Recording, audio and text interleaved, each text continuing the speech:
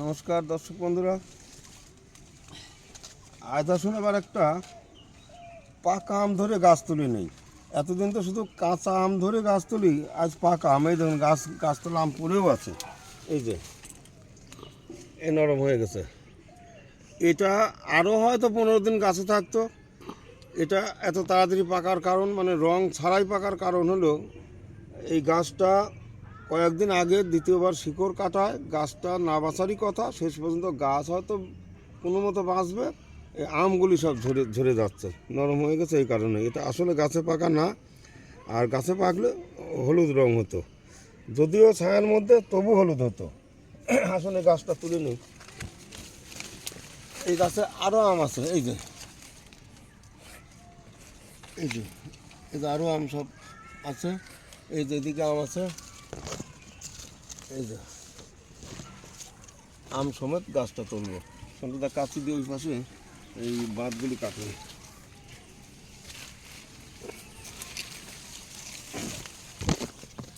এরকম বড় গাছ বা আম ধরা গাছ নিতে হলে এমনকি হয়তো এবার নেবেন, 6 মাস পরে আম ধরবে, 3 মাস পরে আম ধরবে। এই গাছ নিতে হলে মা অন্নপূর্ণা নার্সারিতে যোগাযোগ করবেন।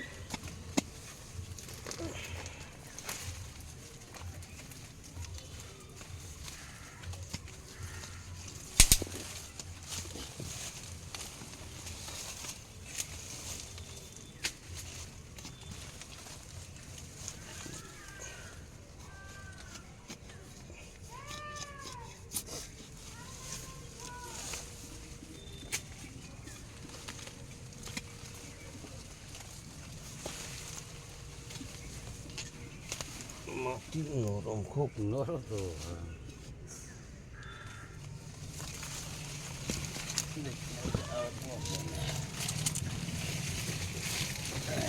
উপরে আটকা যাচ্ছে।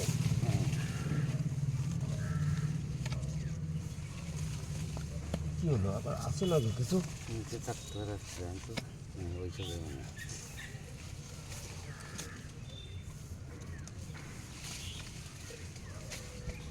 ওই জামটা পড়ে গেল। আচ্ছা ধরেন নামিয়ে নিয়ে যান। একাতে ওই জাম ওপাশে আর একটা পড়ে গেল, এই থাকবে না, একেবারে মোটা নরম হয়ে গেছে।